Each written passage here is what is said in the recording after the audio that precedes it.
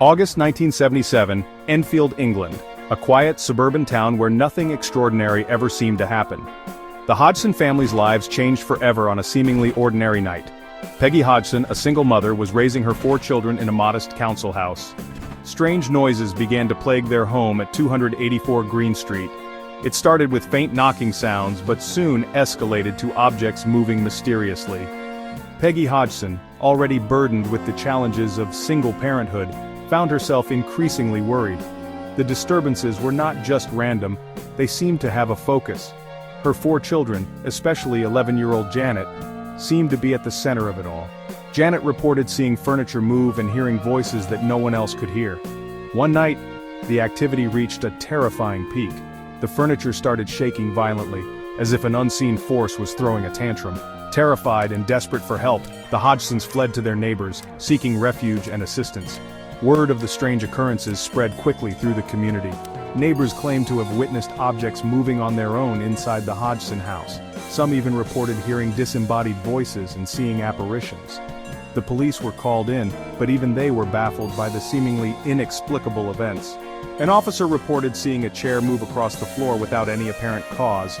Was this a prank, a hoax, or something far more sinister? The community was divided, with some believing the family and others skeptical of their claims.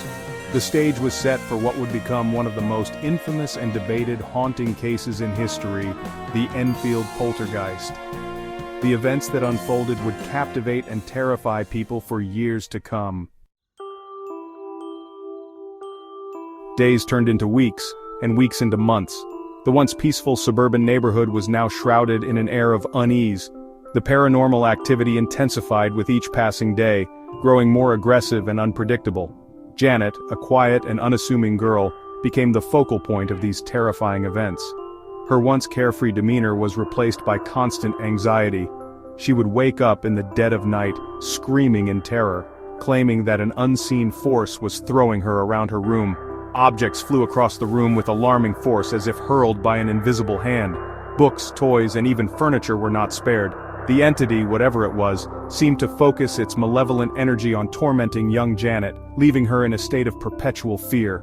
One evening in front of several witnesses, Janet levitated. The room fell silent as she rose slowly from her bed, defying gravity.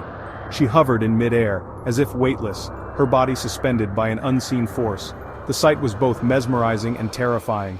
The witnesses, a mix of family members, neighbors, and journalists, were left in a state of shock and disbelief. Cameras clicked, capturing the inexplicable event. Some were terrified, others skeptical, but none could deny the extraordinary nature of what they were witnessing. The event left an indelible mark on everyone present. This was no ordinary haunting. This was something altogether more powerful and disturbing. The family was under siege by a force beyond their understanding, and their lives would never be the same again.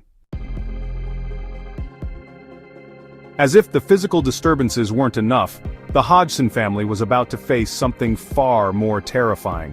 A new and chilling element was introduced: a voice. This wasn't just any voice, it was one that would send shivers down the spine of anyone who heard it. A deep, guttural voice, seemingly emanating from Janet herself, began to speak. It was a male voice, rough and menacing, and it identified itself as Bill Wilkins. The voice was so distinct and unsettling that it left no room for doubt about its sinister nature. The voice claimed to have died in the house years earlier, and now he was back to reclaim his domain. The chilling proclamation sent waves of fear through the household, making the air feel thick with dread. "Just before I died," the voice rasped, "I went blind, and then I had a hemorrhage and I died in a corner downstairs." The vivid description of his death was haunting, painting a gruesome picture that was hard to shake off. The voice went on to describe in detail the circumstances of his death, details that were later corroborated by researching the house's history. Investigators found records that matched the voice's story, adding a layer of eerie authenticity to the claims. The presence of an intelligent, malevolent entity seemed undeniable. The voice's knowledge of the house and its past was too precise to be a mere coincidence. The Enfield Poltergeist case was quickly spiraling from a local curiosity into a national sensation. Media outlets swarmed the house, eager to capture any evidence of the supernatural events unfolding within. The Hodgson family found themselves at the center of a media frenzy, their lives forever changed by the voices from the darkness. News of the haunting spread like wildfire, fueled by sensational headlines and chilling photographs. The Hodgson home became a magnet for the media. Journalists from around the world descended upon Enfield, eager to document the chilling events unfolding within the walls of 284 Green Street. The story captured the public's imagination, a potent blend of horror, mystery, and the unknown. Photographs of levitating objects and a terrified Janet Hodgson graced the front pages of newspapers. Television crews filmed inside the house, capturing strange lights and unexplained noises. The Enfield Poltergeist was no longer just a local haunting, it was a global phenomenon. But amidst the media frenzy, the Hodgson family was struggling to cope with the relentless paranormal activity that plagued their lives. Section 5. Enter the Warrens. Drawn by the intense media coverage and the sheer strangeness of the case, Ed and Lorraine Warren, renowned American paranormal investigators, arrived in Enfield. The Warrens, famous for their involvement in other high-profile cases like the Amityville Horror, were convinced of the haunting's authenticity. Lorraine, a self-proclaimed clairvoyant, claimed to have encountered a powerful demonic force within the house. Ed, a demonologist, conducted numerous interviews and investigations, seeking to document and understand the entity's motives. The Warrens' involvement brought further notoriety to the Enfield case, but it also attracted criticism from skeptics who questioned their methods and motives. Section 6. Skepticism and Controversy. As with any high-profile paranormal case, the Enfield Poltergeist attracted its fair share of skeptics and critics. Some argued that the events were a hoax, perpetrated by attention-seeking children. Others suggested that Janet in particular was adept at sleight of hand, and was deliberately fooling those around her. Skeptics pointed to inconsistencies in witness accounts, and photographic evidence that appeared to show Janet bending spoons with her hands. They argued that the voice of Bill Wilkins was simply Janet throwing her voice, a skill she had learned to do quite effectively. The debate raged on, with believers citing the overwhelming evidence of paranormal activity, and skeptics dismissing it as trickery and mass hysteria. Section 7. The Price of Fame. The relentless media attention and the constant scrutiny took their toll on the Hodgson family. The children, particularly Janet, became the subject of intense public fascination and, at times, ridicule. Living under such scrutiny, with every move watched and analyzed, took a psychological toll. The family received hate mail and death threats from those who believed they were perpetrating a hoax. Others accused them of exploiting the situation for financial gain. The line between reality and media spectacle became increasingly blurred.